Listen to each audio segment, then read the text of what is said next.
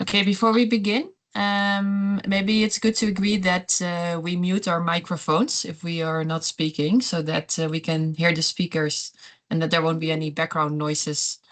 I think it will be very helpful for everyone. We'll wait 2 minutes. I can see there's still a lot of people coming in.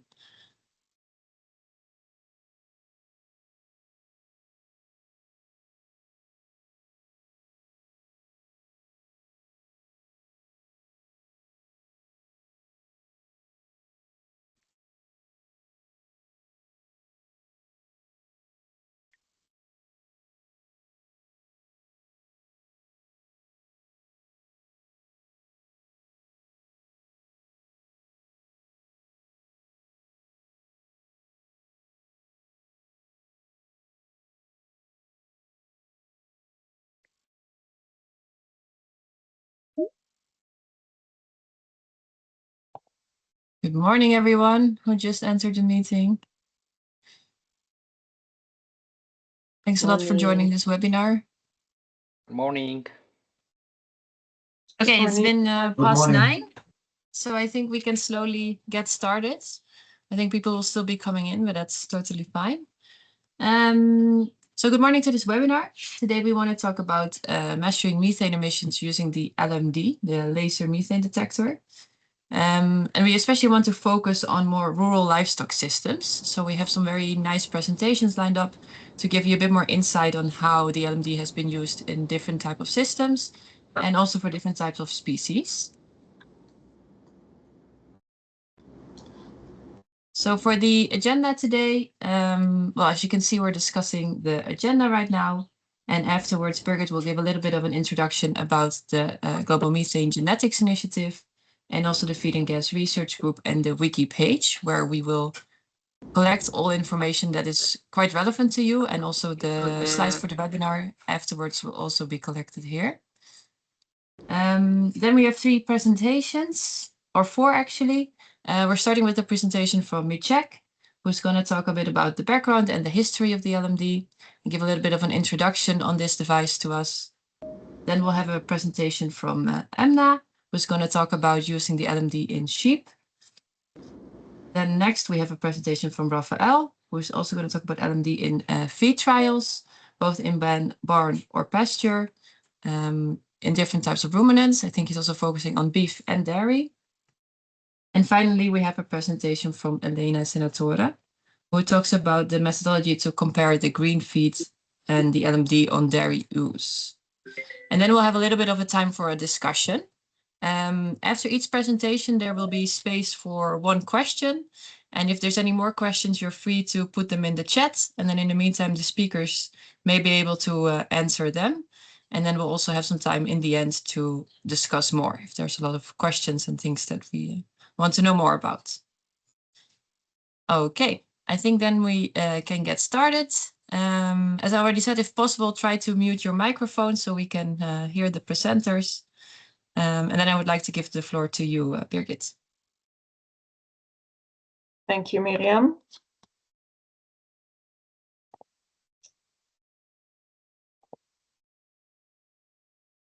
Can you see the screen? Yeah, Yes, very clear. We can see it. Very good. Yeah. So welcome all from my side as well to this webinar regarding how to record methane with the LMD device. So this is one webinar within a series that is coming within the Global Methane Genetics Initiative, and we thought it's good to give you, before we get started, a short introduction about what the initiative actually is and what the overall aims and so on.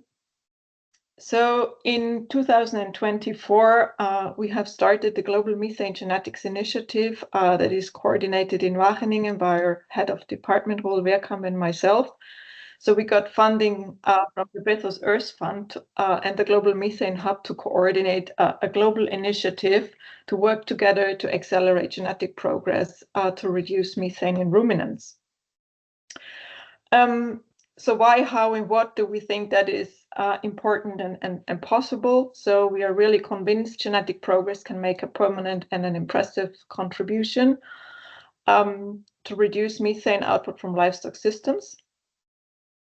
And the overall aim is to accelerate genetic progress and to implement breeding strategies for reduced methane emissions in ruminants in both the global north and south. So basically in all countries all over the world.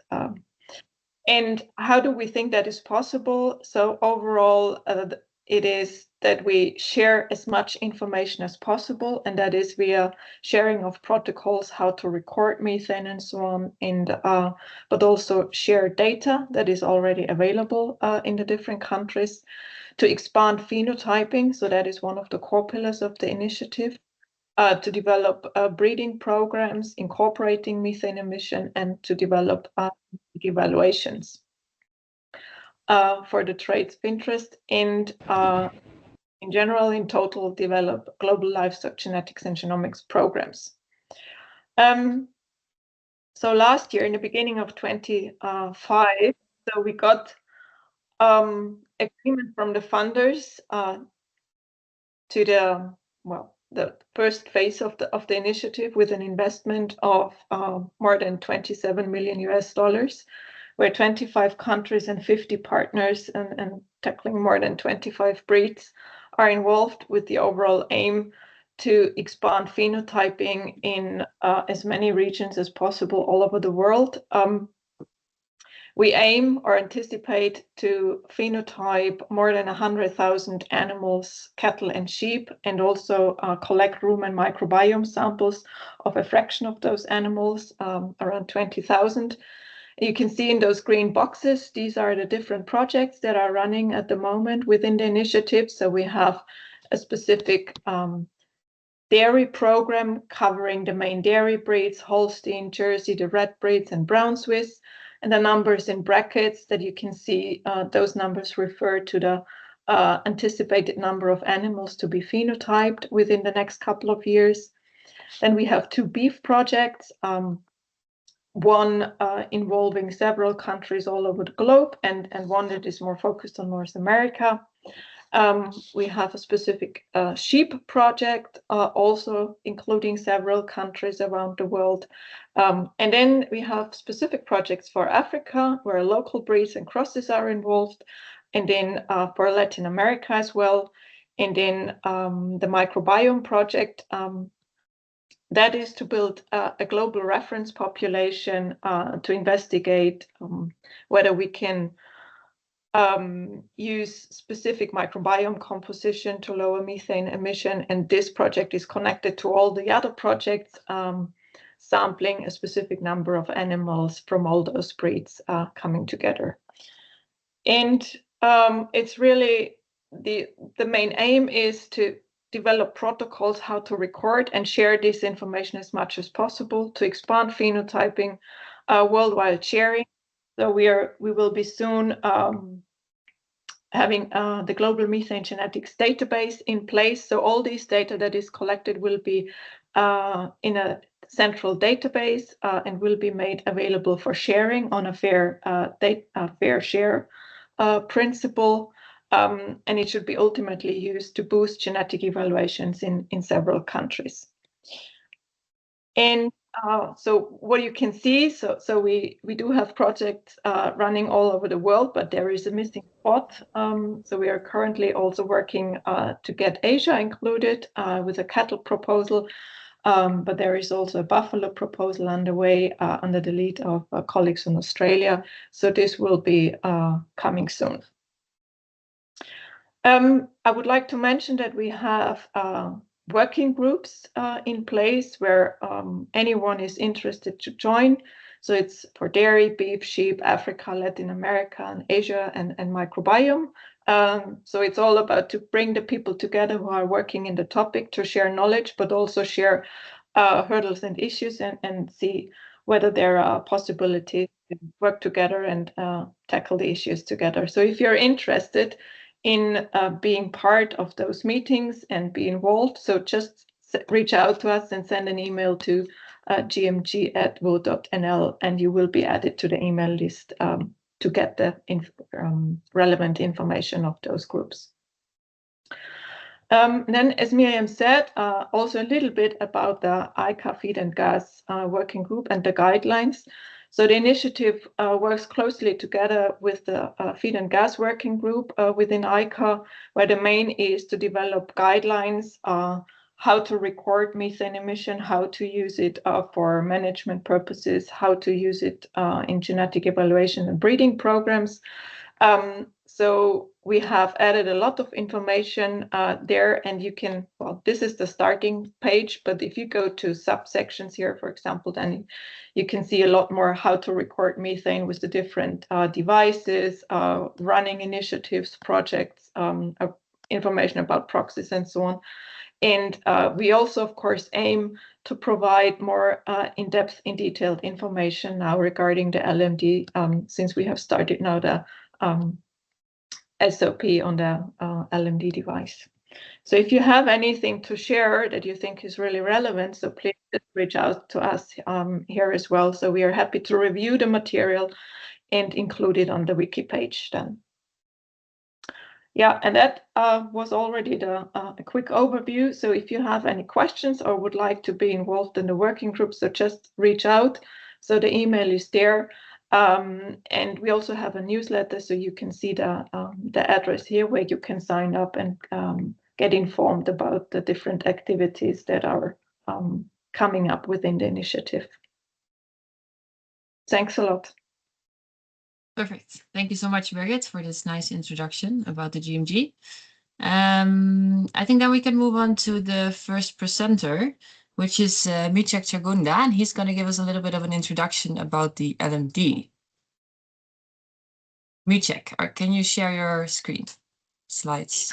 Thank you very much for having me, and I will be sharing my slides very shortly. I hope you can all see my slides. Yes, it's perfect. Yeah, thanks so much. So I was asked to give this very brief introduction on the LMD, so laser methane detector, and how it came to livestock. So this came here from a paper by Petra et al. 2016 summarizes what we have so far in this space. So we have different measurement technologies, which include the direct measurements, long-term measurements. But when you actually go down into that scheme, you see the short-term measurements, and that's where technologies like face mask, green feed, laser methane detector, and others are coming in. When you also look at these direct measurements, you realize that some of the technologies that are taken to be the standard measurements have their own problems, like they are invasive and sometimes animals change their behavior. In that picture there, you see images of metabolic chambers and animals with SF6. Where does the laser methane detector fit in the whole scheme of issues? So historically, the laser methane detector was not developed for livestock, and that's why we are even having this webinar, because it's a technology that was brought into livestock in an innovation that involved some few people. So I was lucky that in 2008, that's when we started working with the laser methane detector, because we realized that some of the measurements would not be accessible in rural areas, in extensive production systems. And the question was, do we have another kind of gadget that can help us? Looking at the spec for this technology, it uses infrared absorption technology. It has a semiconductor kind of technology used in it as well. So we very quickly realized that all the spec for this technology meet the same kind of level of methane emissions that animals do produce. So although it was developed for environmental health, it actually fitted the bill for animal enteric methane. So just as a reminder, laser means light amplification by stimulated emission of radiation. So very specific tuning of a light beam that is made for a specific case. Further to that, you also see that this technology uses well-known and well-tested and proved technology, the TDLAS technology, so tunable diode laser absorption spectroscopy, which then gave us a lot of confidence because this technology was made to protect human lives. So it wasn't just a toy going around. It's actually technology that's meant to protect human life. Because if you imagine accumulation of methane in old mines, in gas pipes and buildings, can actually have detrimental effect to human life. So it's a very specific and safe gadget to be used. So that's what really drove us to bring in this gadget to livestock.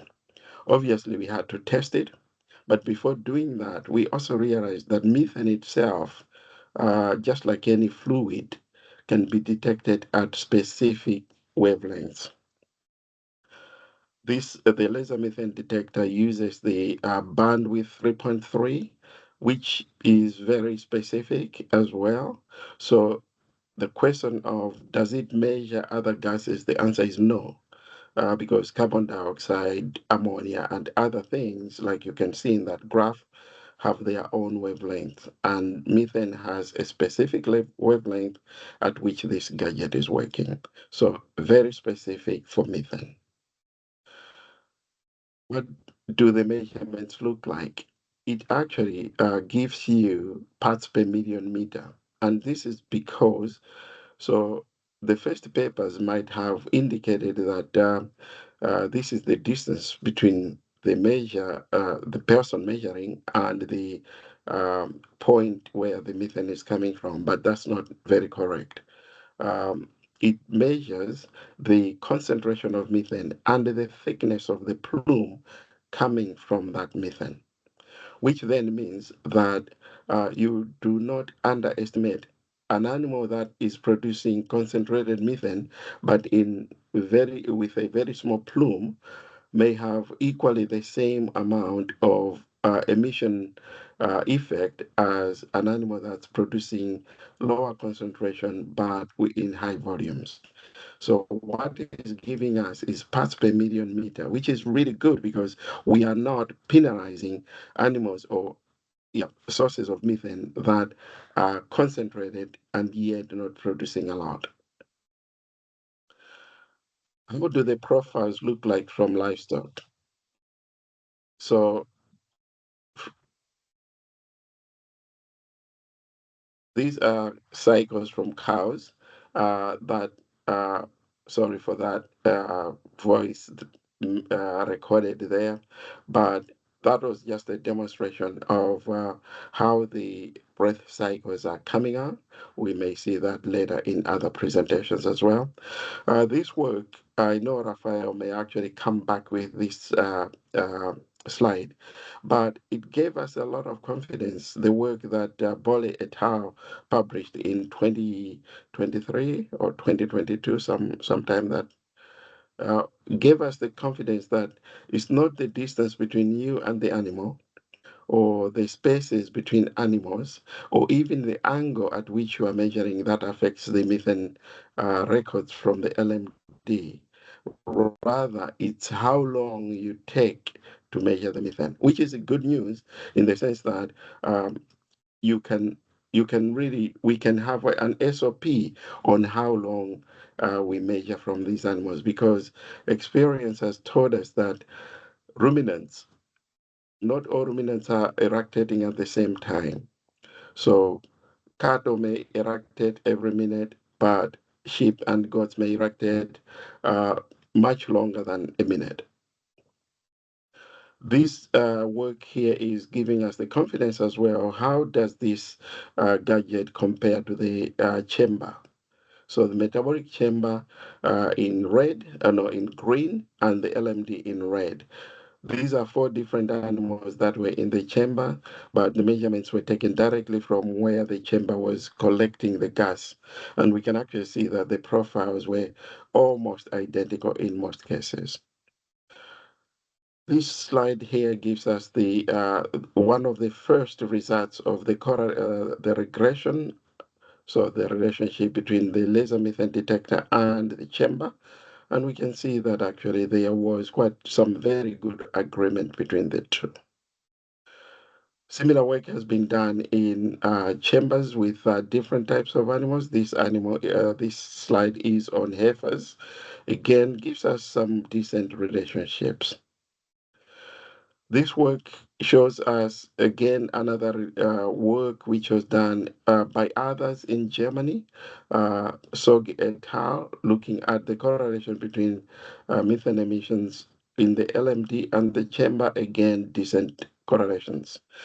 This table here summarizes the ranges of correlation. So in the literature, we are getting something between 0.47 and 0.86 as correlations, which give us a lot of confidence that the correlation between the LMD and the chamber is pretty decent.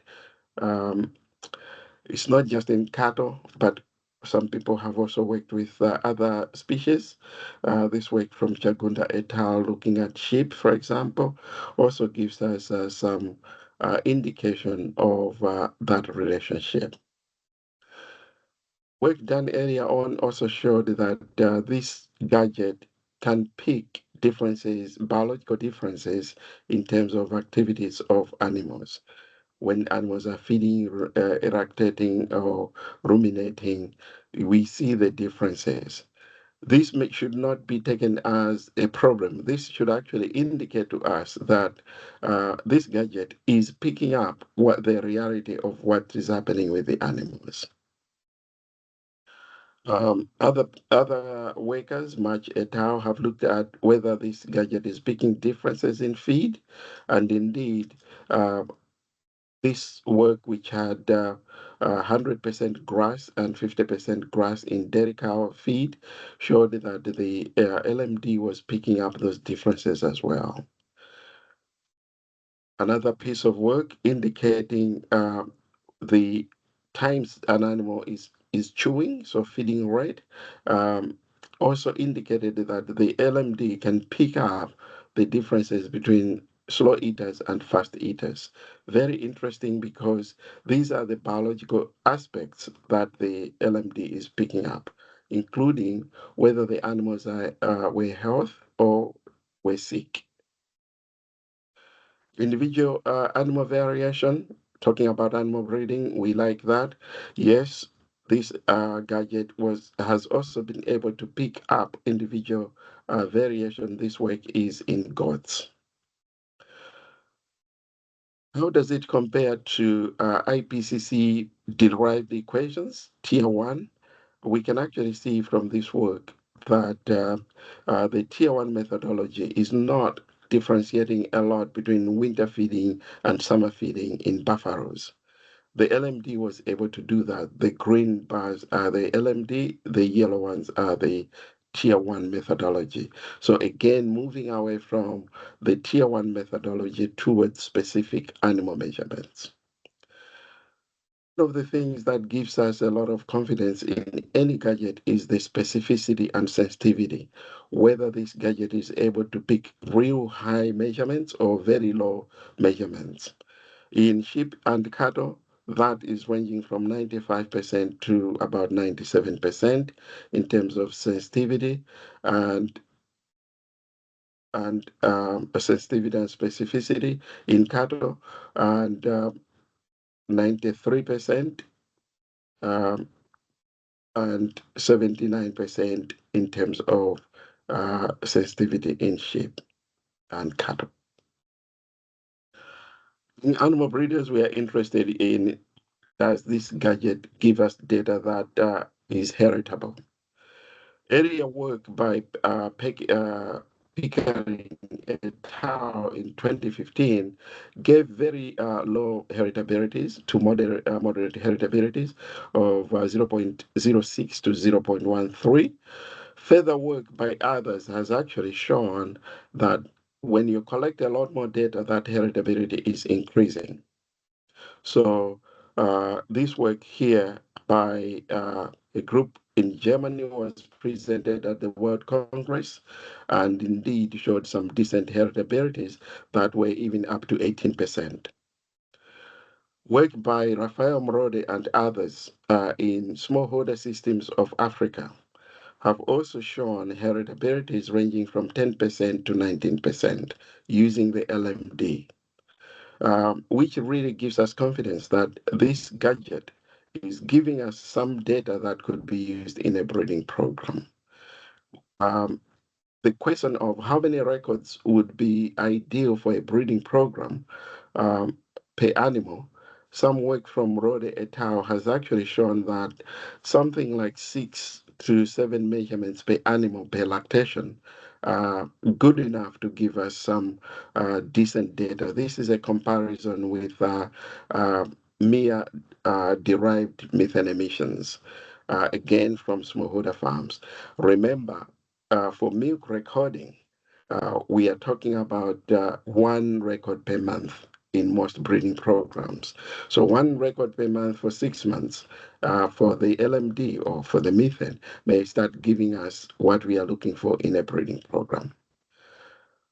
With that, I would actually say that the laser methane detector so far has shown us very good potential as a gadget that gives us some good data on methane emissions. And also, although I've only shown results from heritabilities, we can start even thinking about incorporating some of these data in life cycle analysis, getting into national inventories. With that, I would like to say thank you very much for giving me time to give this very brief introduction of the LMD, where we have been. And I would actually say that, yes, there is potential in this gadget, and I wish you all a very good webinar. I thank you so much. Thanks a lot, Mieczek, for this very nice introduction of the LMD and all the work that you've also done on the LMD. I'm afraid we're already running a little bit behind on time, so I would like to propose that we move on to the next presenter. And maybe we can ask anyone who has a question to put them in the chat, and then Mieczek, you can also try to answer them through the chat, and we can back to it at the end of the discussion after we had all the presentations. So sorry for taking longer than assigned. No problem at all. Thank you. Emna, I see you already shared your screen. Thanks a lot. Yes. Please go ahead and present yourself. Thank you so much. Hello, everyone. My name is Emna Rikik. I'm a PhD candidate at Boca University in Vienna, Austria. And this project, my PhD project, is in collaboration with ICARDA, International Center of Agricultural Research in Dry Area. And I'm really happy to be part of this initiative because from my personal experience, when I first started working with the LMD, I was actually confused by the number of protocols I found and also the lack of clear information. So I really hope this SOP will help set clear guidelines for the use of LMD in the future. So I won't be talking much about the laser machine itself, as Mieczek already explained it. I just want to show the different machines from Crowcon, and the latest one is this one, the LTEC 100. I also want to say that most of the studies I found online were mainly focused on cattle, dairy and cattle. And when I started my PhD, I followed this protocol. But what I realized later is that cattle emit about 15 times more than methane than sheep. And this has a direct impact on LMD measurement because the methane plume in sheep is much weaker and requires more sensitive protocol and stricter control of measurement condition. So as I mentioned earlier, there's still no standard protocol, and the methodology often depends on the type of animal, the objective of the research, the production system, and also the environmental condition where the experiment will happen.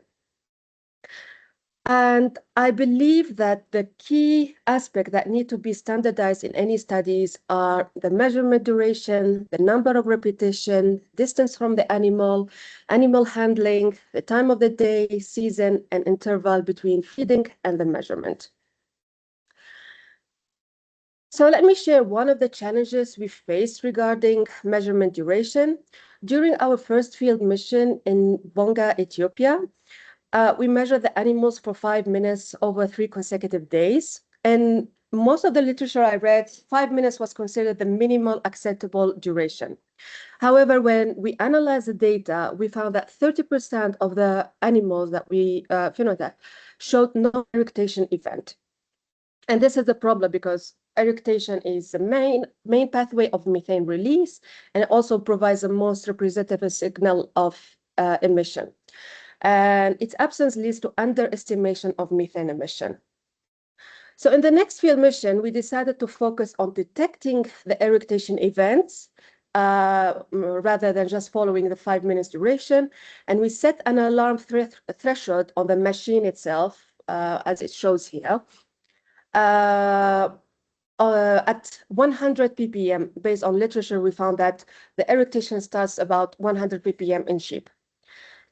And each measurement should include at least 3 eructation events. So if we hear the beep 3 times, we say, okay, we have at least 3 eructation events during this measurement.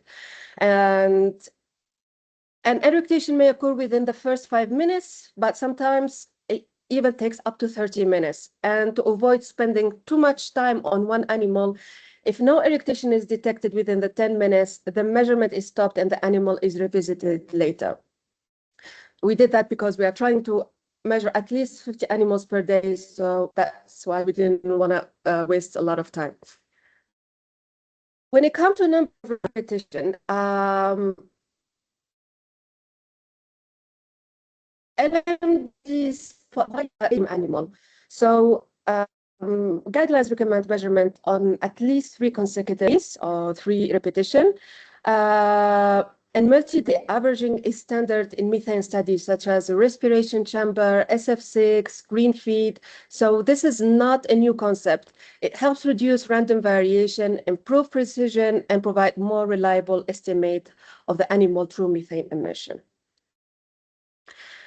Distance is another key factor, and based on our field experiment, a distance of 1 meter between the LMD and the animal's nostrils is optimal for us. It reduces environmental interference, such as wind, while avoiding stress to the animal. Now, the second biggest challenge using the LMD was the animal handling.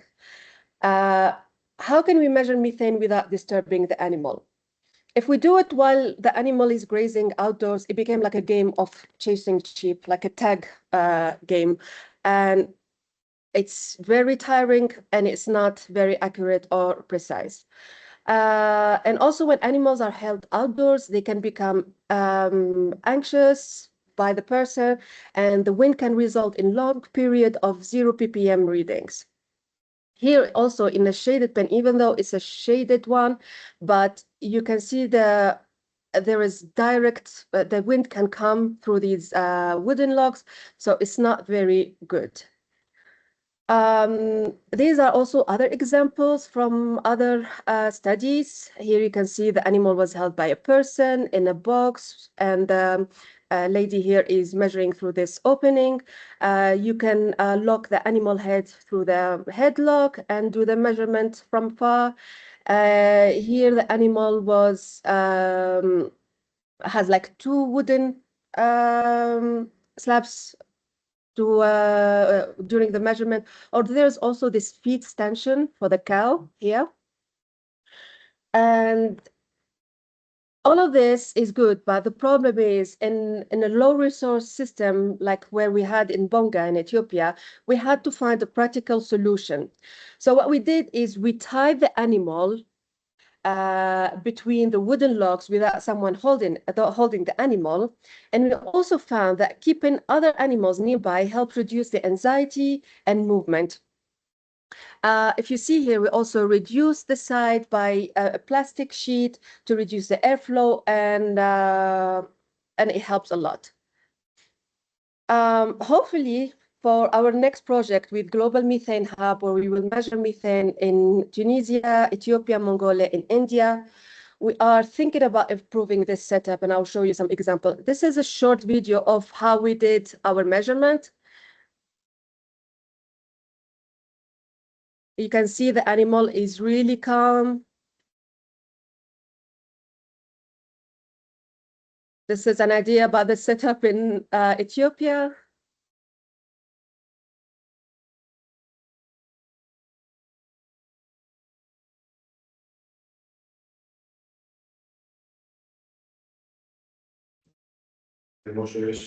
Yes. You can see the animal is ruminating. Anyway, we created a prototype using AI for now, and we hope to build it locally. And this idea is to secure the animal head and use a plexiglass partition to avoid methane contamination from nearby animals, but also so the animal can still see other animals nearby. Now, diurnal variation is also important. Methane emission change during the day depending on feeding and rumination, and emission usually increase after feeding and during active rumination, and creating peaks at certain times. Therefore, measurement taken at only one time point may not represent daily emission accurately. Why also do we need to repeat measurement across season? Methane is sensitive to environmental factors such as diet quality, diet intake, or dry matter intake, heat stress, and water availability. And EBV requires phenotypes that represent animal across different environment and season. For example, sheep and goats are highly influenced by seasonal changes, so repeated measurements across season are necessary. The interval between feeding and measurement.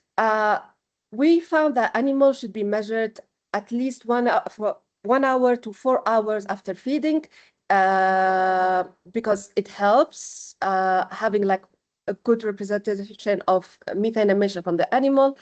In controlled farm, it is easy to do this this management, but in smallholder system, it is more challenging. And that what we did is animals were grouped based on their last feeding time. Those who were fed the night before can continue grazing, and then they are placed in a pen 1 hour before measurement.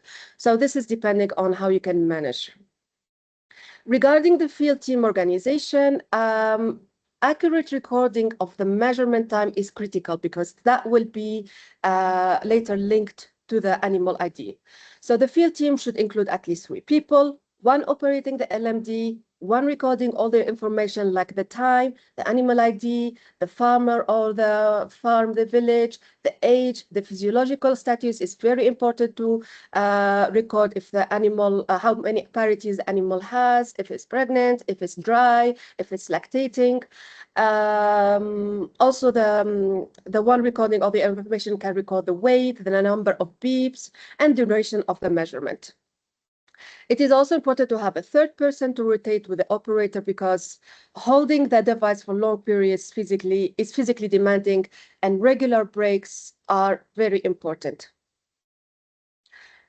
This is an example of the data sheet. Here we have the order of the day, the farmer name, the village, the animal ID, the animal type, which is a physiological status, the sex of the animal.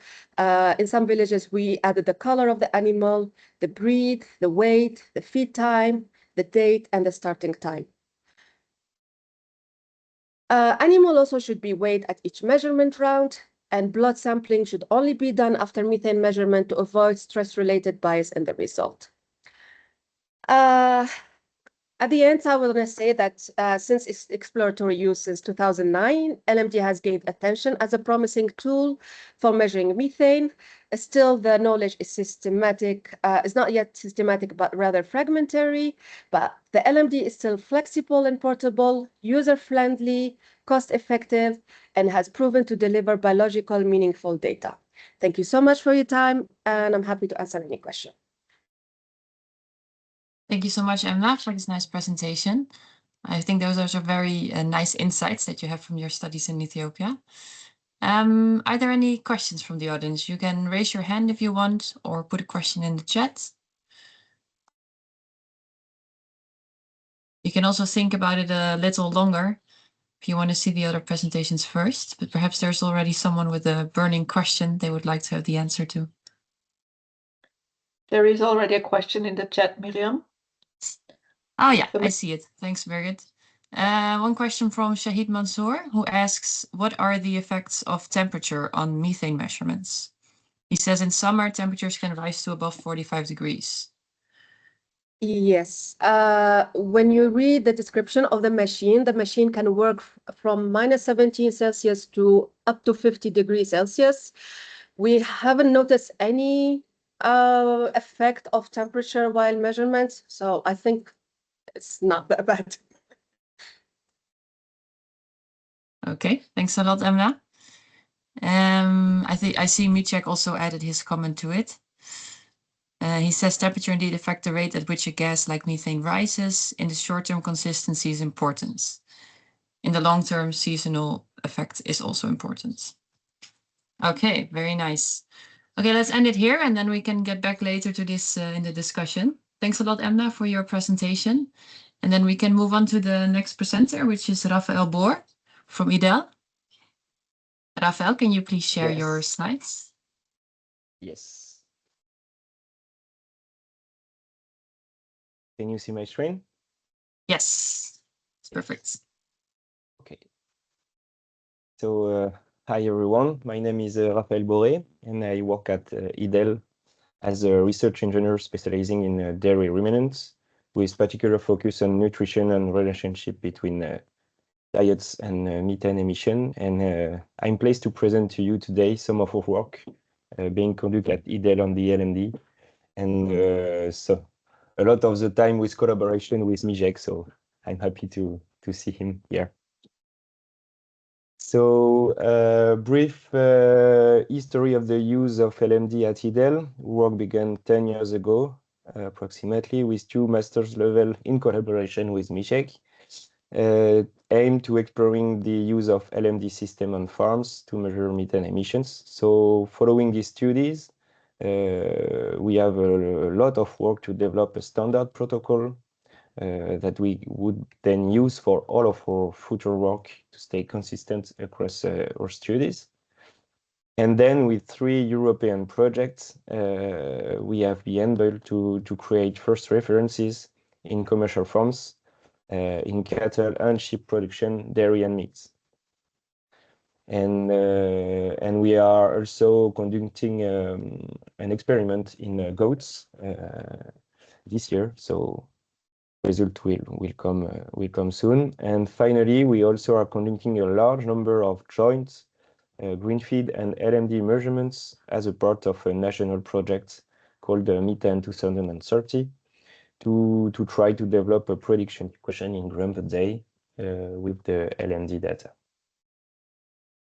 So over the year, we have thought to establish some benchmark using the LMD. So measurements were taken on dairy and suckler cows and dairy and suckler ewes in various farmer settings with different diets. So we go in barn with different diets, also in pastures, and we also try to see if the LMD is able to capture differences with methane additives.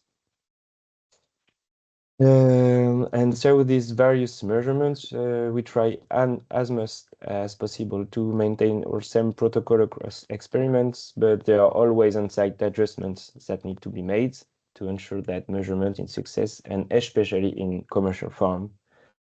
So So we made more K principle of measurement protocol, LMD measurement protocol, that very standard protocol, because use of LMD is always balanced between feasibility and accuracy. So 3 items that we can say, it's to make sure not disturb the animals when he's engaged in this activity. Adapting the realities of on-site measurement to commercial farm, because our principal aims is to go to commercial farms to measure them. And we also try to minimize maximum the impact of environmental conditions to limit bias. So we largely work with the 2 papers to build our standard protocol, with the SORGL 2021, which was a review of the different things around the LMD, and also the study that we conduct with the MIJEC about distance, angle, and proximity of neighbors, and also during duration of the measurements. So in fact, we have standard protocol. So in practical terms, we take in barn 2 measurements per day over several days, while the cow are at the feed south. So we always use lots. And that is in the morning when the diet is distributed, and in the afternoon when the diet is touched back to the cow. Our measurement takes 4 minutes, and we position ourselves between 1 and 2 meters, depending on the species. 2 meters for cow and 1 meters for sheep, and either facing it or standing perpendicular to its head. And we have sometimes used also partitions to separate animals, and sometimes simply left space between them. It's more easy with sheep to have separation than in cattle. And when we go to pasture, our protocol is always the same as we are in the barn, but with the exception that we position ourselves 2 meters away, perpendicular to the animals. And the very big aims is to not disrupt the grazing behavior of animals. So we try to follow the animals during his heating.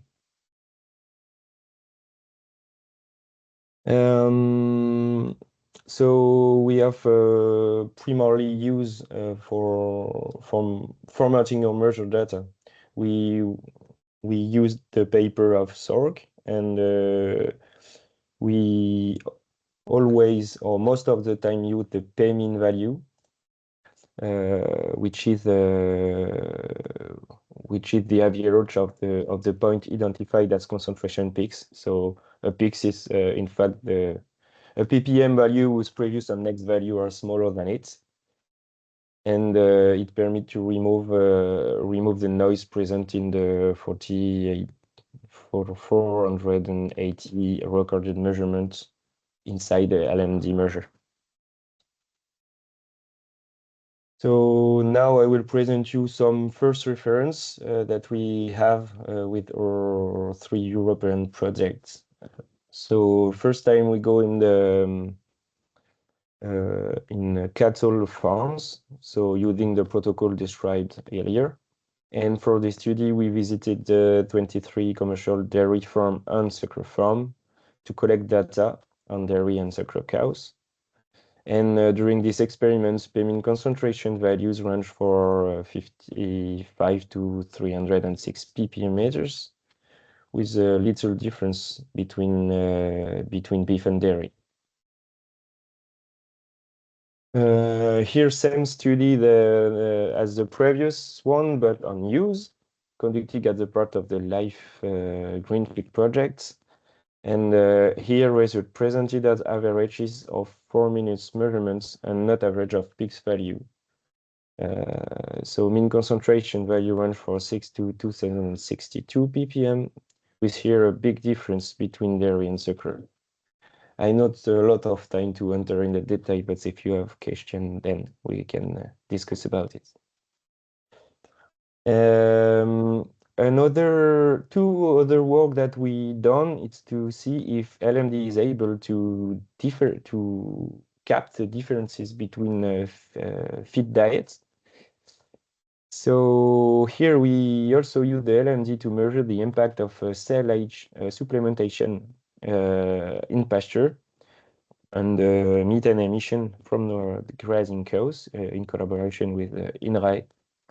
And in this study, the LMD revealed the statistical difference among 3 experimental diets. So 0, no supplementation of maize silage, 4 kilo DM of maize silage and 8 kilo of DM maize silage. So what we see that we found difference emission between 3 periods. We also found difference between the 3 treatments and the higher emission for the batches receiving 8 kilo of supplementation of maize silage. And the last one was with additives. It was a recent experiment that we conduct who demonstrates the ability of LMD to detect reduced methane emission in dairy cow treats by 3-NOP. So objective here is go to 5 farms. We choose 20 cow per farms, which are representative of the herds. And we alternate the supplementation of 3-NOP monthly basis to assess the response of dairy cow to the 3-NOP and also the reliability of the LMD.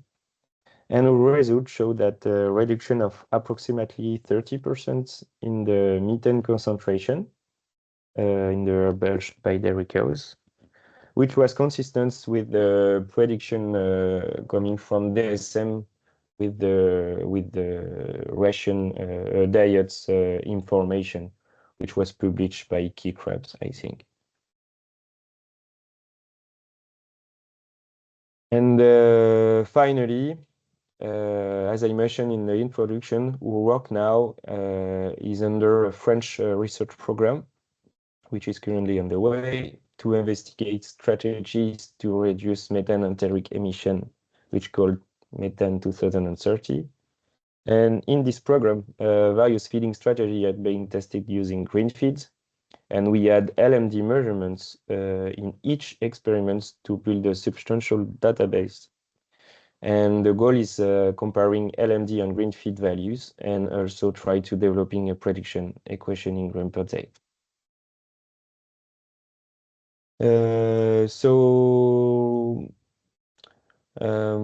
Here for French size, we know that it's necessary. There are necessity to validate a standard protocol.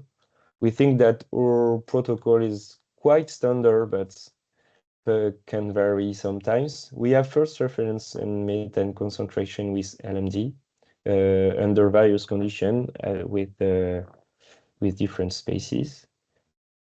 And we also found that LMD is able to distinguish difference in methane emission based on feeding reduction strategy, which is something interesting for experiment for the future. And we are actually make numerous measurements to develop a prediction in gram per day. So thanks you all for listening, and please feel free to ask if we have any questions. Thanks a lot, Rafael, for sharing your insights. Very nice presentation. Is there one question from someone from the audience that would like to ask it now?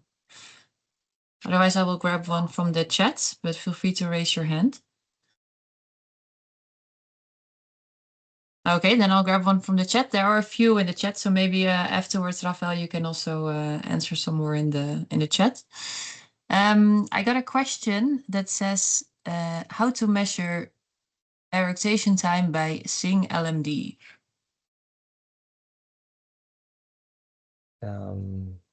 Could you repeat, please? Maybe Yeni, are you here? Maybe you can unmute yourself. Yes. I'd like to ask how to measure the eructation time, by using the LMD. You Eructation want to time. the number of eructation? Yeah. during the measurement of the methane, for example, 4 minutes, and how many eructation time during the time? We have around one on the 4 minutes is based to have the chance to have a minimum of 1, and you can have for 1 to 4 or 5. And there are some other variables that we not present here. You can use to just cap these eructations. So I think it's in the paper of Sorg. There are mathematic algorithms that identify the big peak, because here we use PMIN is all of the peak of the measurements, but you can also identify the very big peak with methods that I can explain you here. But yes, you can with an algorithms in R or other tools identify the rotation. Okay, thank you. Thank you. Thank you, Rafael. Maybe we can also share some relevant papers in the chat that can maybe help for people to look at this themselves.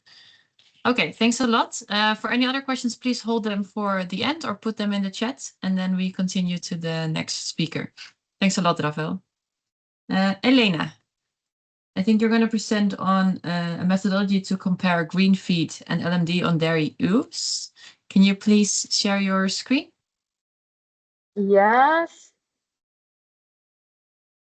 Can you see my presentation? Yes, we can see it. Very good. Okay, perfect. Good morning, everyone. I'm really happy to have the chance to present our last study about the LMD. My name is Elena Senatore, and I am attending my last year of PhD course at the Department of Agriculture for Environment at University of Pisa. And today I will present our first methodology to compare two instruments to measure methane emission in ruminants. Specifically in this study, we use them on dairy ewes. And the two tools are the laser methane detector and green feeds. In recent literature shows that LMD is able to measure enteric methane, and several researchers used it to evaluate the different treatments on livestock emissions. However, the effectiveness, the reproducible and repeatability of spot individual methane measurement are really strictly related to the adopted equipment, the measurement protocol, and the data processing, of course. Although green feed and LMD are different instruments, they share some similarities. For this reason, using green feed to validate laser methane detector could be a more practical alternative compared to respiration chamber. For those who are not familiar with green feed systems, this tool measured the methane as a spot measurement in which the animal voluntarily enter in it to eat a small amount of pellet. In this way, the instrument doesn't interfere with the animal's normal behavior. Also, and another very important thing is that green feed is considered the silver standard in the for measuring enteric methane emission, and it can be used both in experimental and in a real farm condition. And in our study, we used them both laser and green feed into a real farm. Also, LMD take the spot measurement, but even if the measure is not voluntary. It doesn't interfere with the normal animal's behavior because the measurement is taken at a fixed distance from the operator to the animals, and also because the measurements are really short. However, unlike green feed, the laser methane detector still needs to be validated.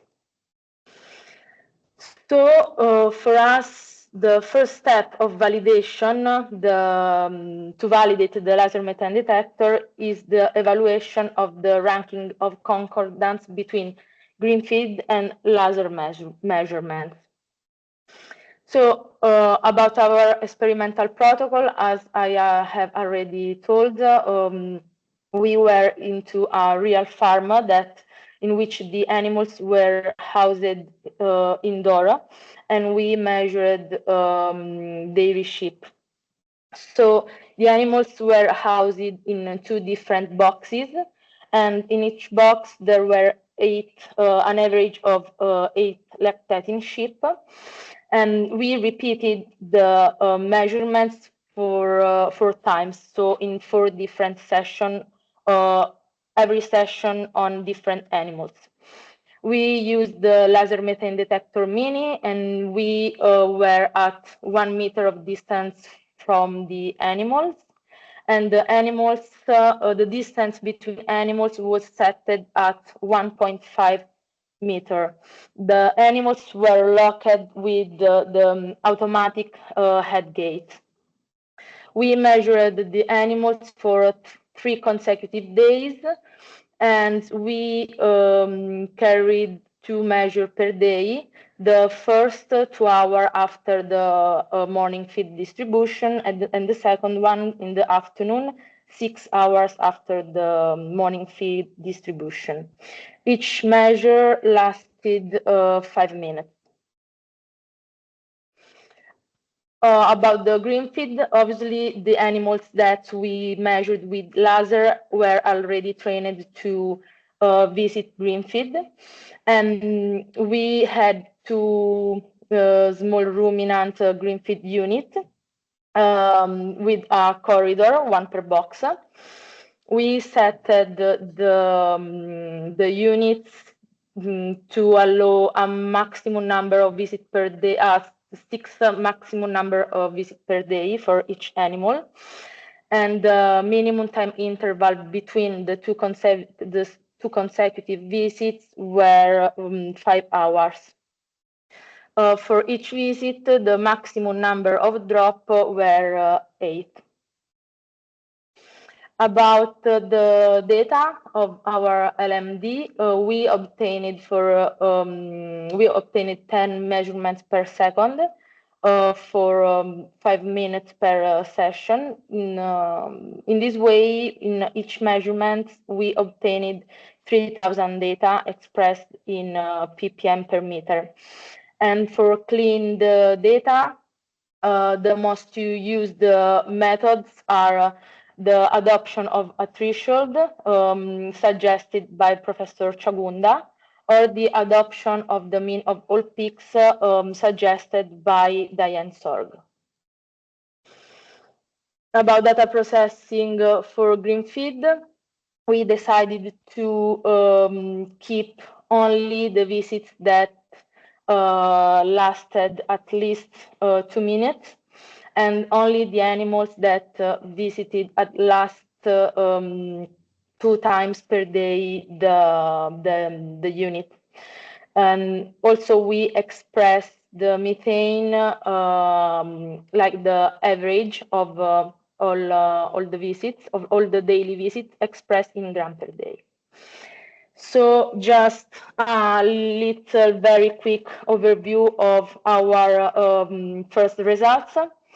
From a flock perspective, the two instruments both measured an higher emission in the morning and lower emission in the evening. But if we go deeply and we consider the individual emission and we compare the 2 instruments with a linear regression, unfortunately, in our case, the two tools didn't match between them. So in a flock perspective, the two instruments seems to be aligned, but unfortunately on an individual perspective, we didn't find any matches between them. So the possible reasons could be that the Kettle protocol may be not suitable for small ruminants because these two species have a really different behavior, because cattle are really quiet animal, and instead of sheep that tends to be more afraid of humans. And maybe also because for housing differences between the two indoor breeding system, or also we should take into account the air humidity, temperature, and maybe also the interaction with other gases.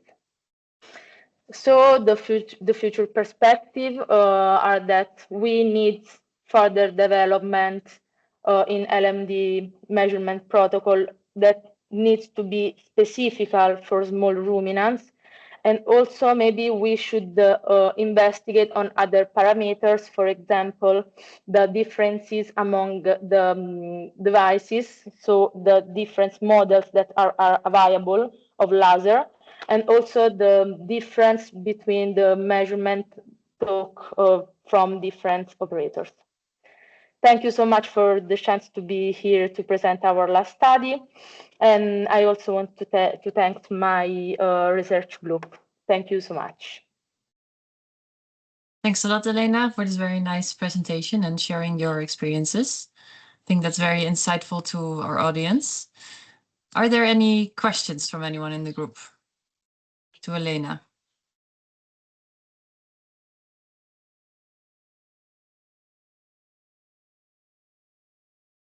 Give you a second to think about it.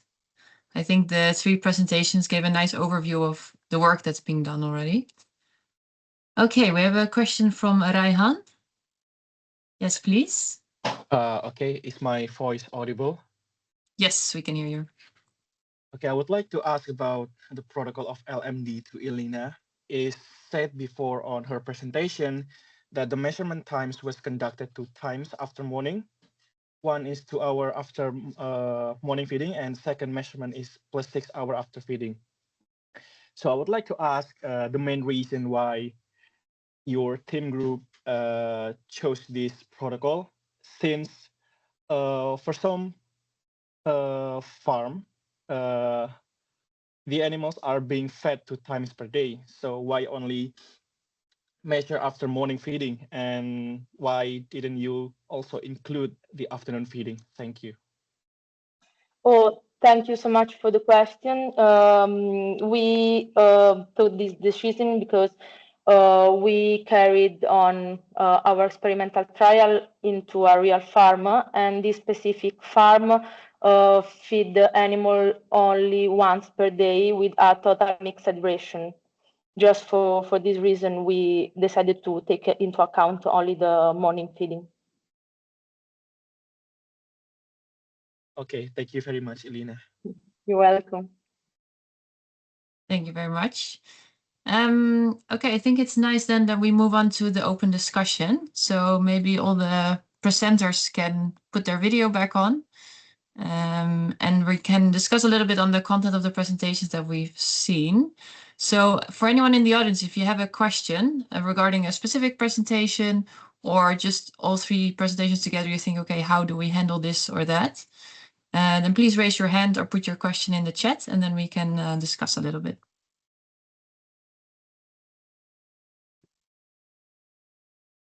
Okay, I see a hand from Yosra Ahmed Sultan.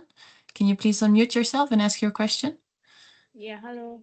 Thank you for all of your presentations. It's very, very nice. Look, my question about, I'm Yosra Sultan Pert from Alexandria University, Egypt.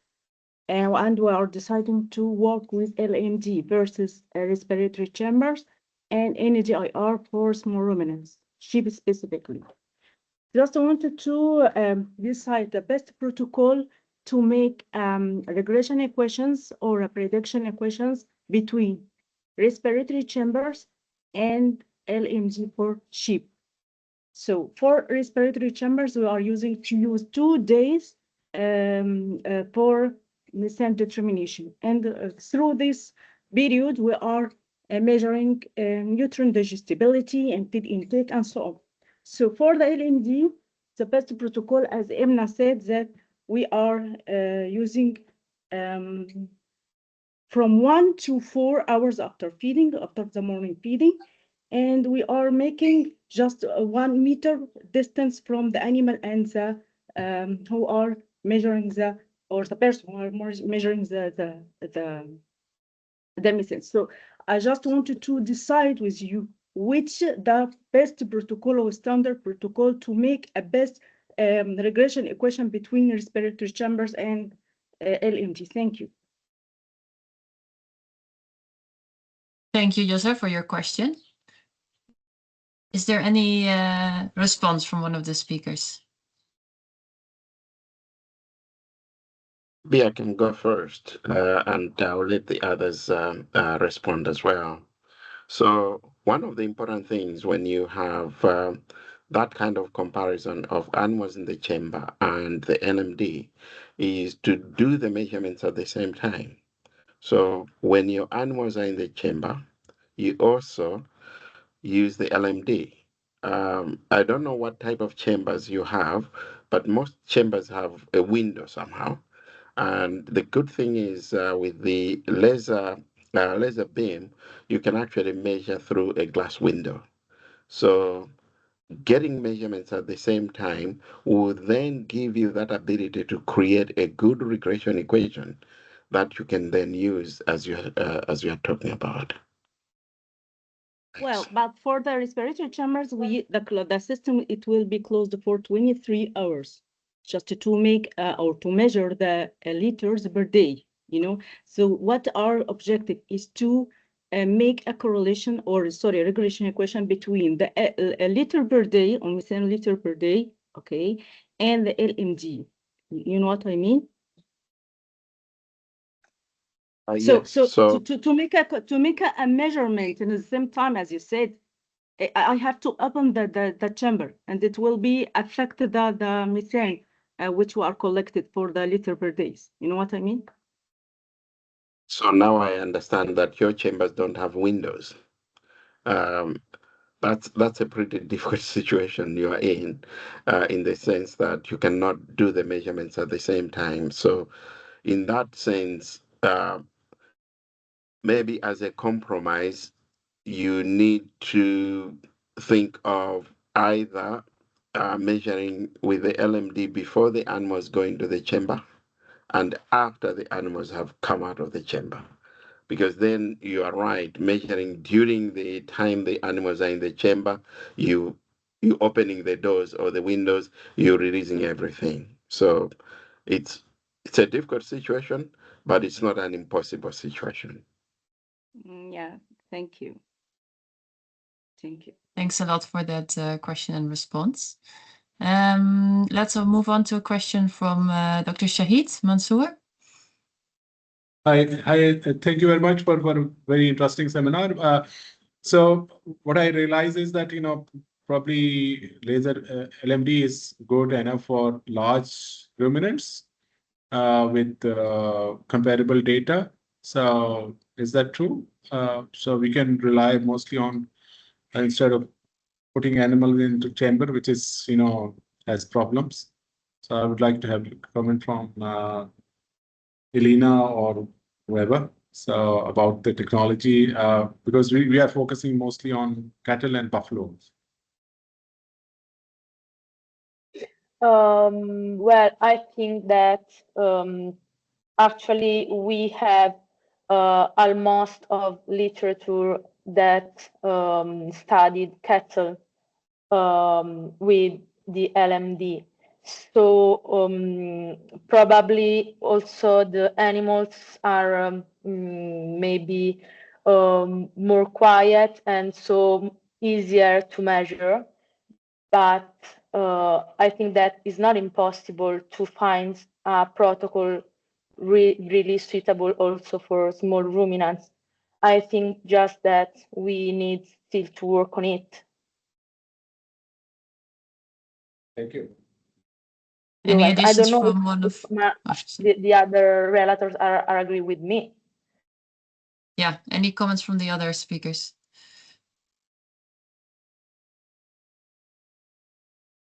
Emna?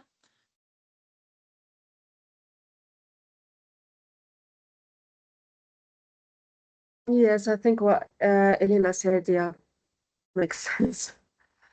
Okay, you agree. Perfect.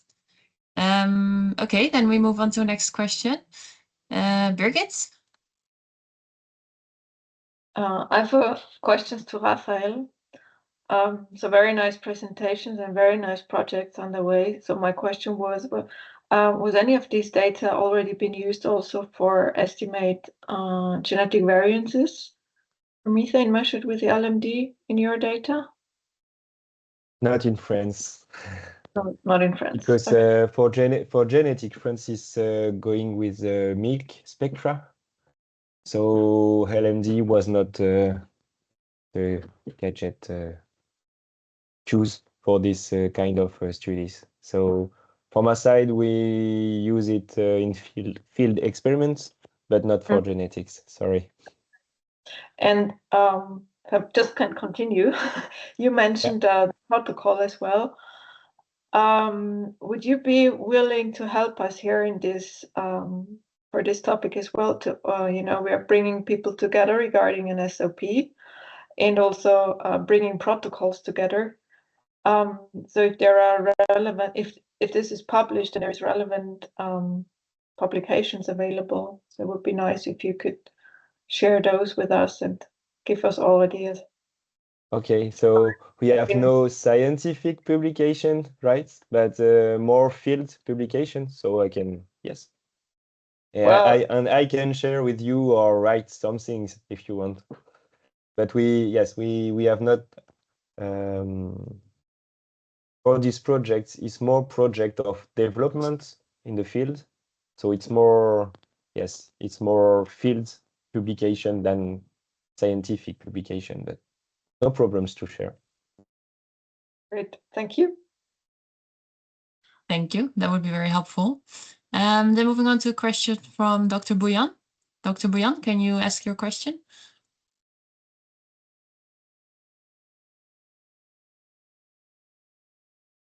You're still muted. You will have to unmute yourself first. Dr. Bouyan, can you hear me? You are still muted. We cannot hear you. Yes. Do you hear me now? Yes, now we can hear you. Please go ahead. It's a nice subject, and of course I'm learning newly and to the new field. I have a simple query. I missed it somehow probably. Is there any animal age and stage matter to measure the laser methane volume in these trials? I mean, age and stage. For example, pregnant animals or maybe young animals, does this have restriction that cannot be used for measuring methane in those animals, like young animal, maybe calf, or maybe pregnant animal in the midway of the pregnancy? Should we have to avoid those samplings in measuring methane? Did you understand what I mean? I can answer this question. Yes. Can you hear me? So the physical status of the animal, of course, is very important to include that in the model when you do the data analysis. We found out that if you measure animals below 6 months for sheep, we don't have very good measurements. So we only take animal above 6 months age, and also it's still okay to measure pregnant animals, lactating, dry. It's good to have an overview of all emission from different physical status of the animal. Thank you very much. Thank you. Thank you very much. Was that your question, Dr. Bouyan? Yes, I'm happy. Thank you very much. Okay, perfect. Thank you. Then moving on to a question from Padma. Yeah, thank you, Fatma? yeah. Yes. Yes, can you hear me? Yes, we can hear you. Please go ahead. Maybe Dr. Raphael can respond to this question. See, we are running a dairy nutrition improvement program, and we are wondering whether we can use LMD to compare emission from animals fed with different types of diets, especially with different quality. And can LMD be used as one of the tools which are available? Second is there any specific protocol for doing that? So first question is yes, you can use it. It's less precise than other tools like green feed or respiratory chambers or other standard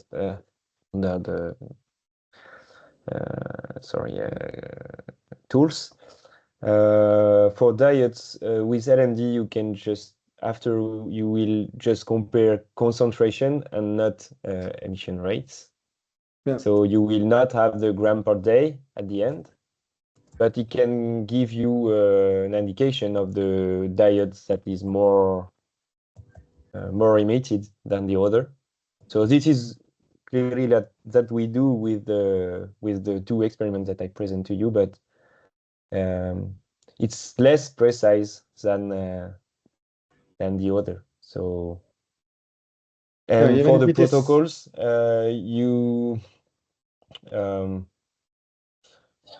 when we do this type of trials, we made, as I said, 2 measurements per day during 1 week, and we focus on the moment that they are locked. And we try to make measurement in the different batches of animals. So 5 for the first batches, 5 for the other one, to turn in the different batches to not have the time difference between batches. So, but yes, we can share. It's difficult to write a protocol for you at this time, but yes, we can talk together if you need more information. But yes, you can.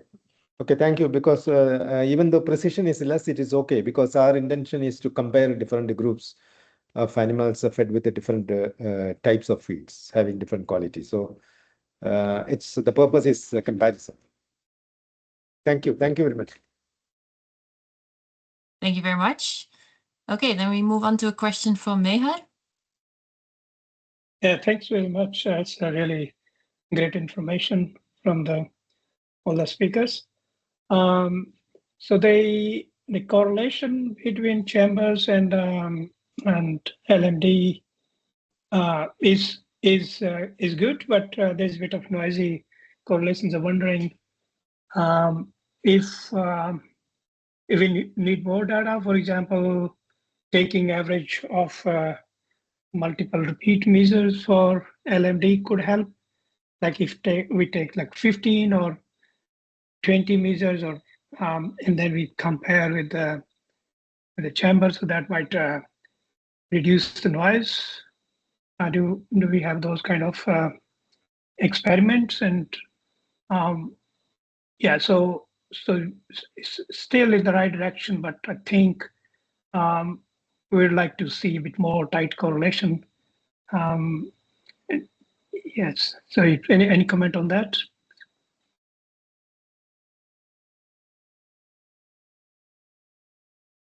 Yep, I would go first commenting on that. So your observation is right. One of the outcomes I'm hoping of this webinar and this exercise is not just for us to say this is the way to do it, but also create a procedure in which we can answer some of those detailed questions. So I'm hoping that one of the things we could do is put the data together and do the analysis, because most of the reports that are there, most of the publications that are there had specific objectives. The objective was not really to create an SOP. But now with this webinar, the objective is to create an SOP. So can we improve that correlation, or can we get an improved correlation? My hypothesis is yes, but only when we put our data together.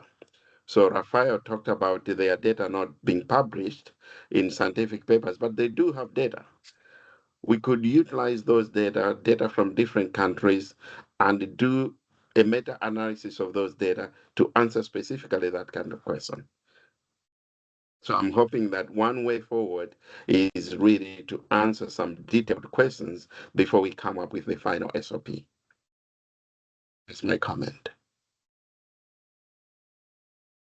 Yes, thanks a lot for that, Michek. And a very good question, Mehar. I think it's also good to maybe add to this, that's actually how we came to this webinar, because we saw a lot of questions around the use of the LMD and that there's a definite need for an SOP. So we're hoping that this is a good starting point for discussions, and that with a nice group of people who are, working on the LMD a lot, we can continue working on this SOP to really get some more and better guidelines on how to collect this data and get to more better measurements, so to say. Okay, let's see. Are there any more questions? Not from me. I see that a lot of hands have been put down. Are there any final questions? Yes, Michek. It's not a question, it's a comment that none of us touched on directly. There is the question of does the LMD measure fluxes?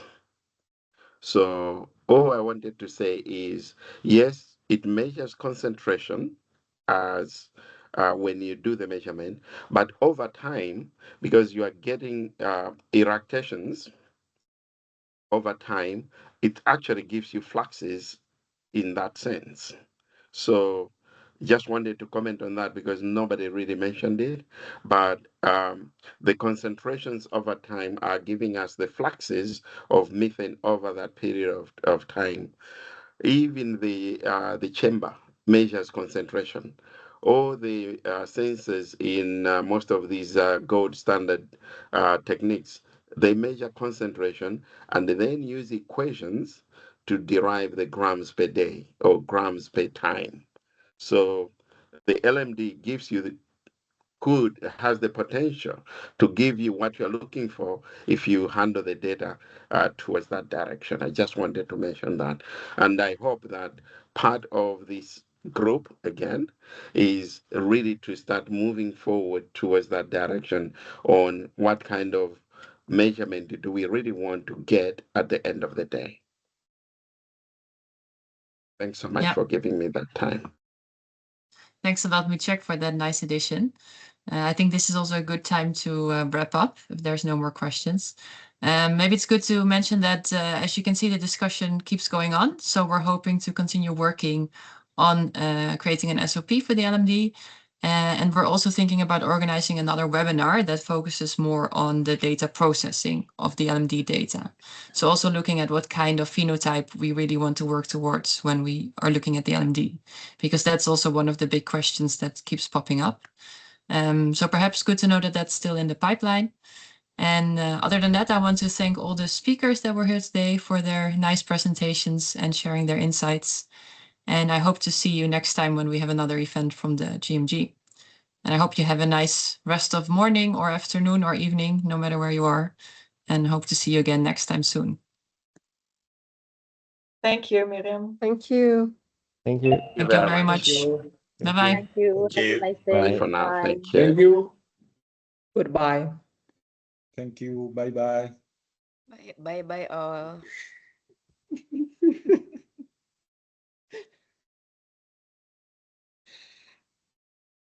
Waar is het klaar dan?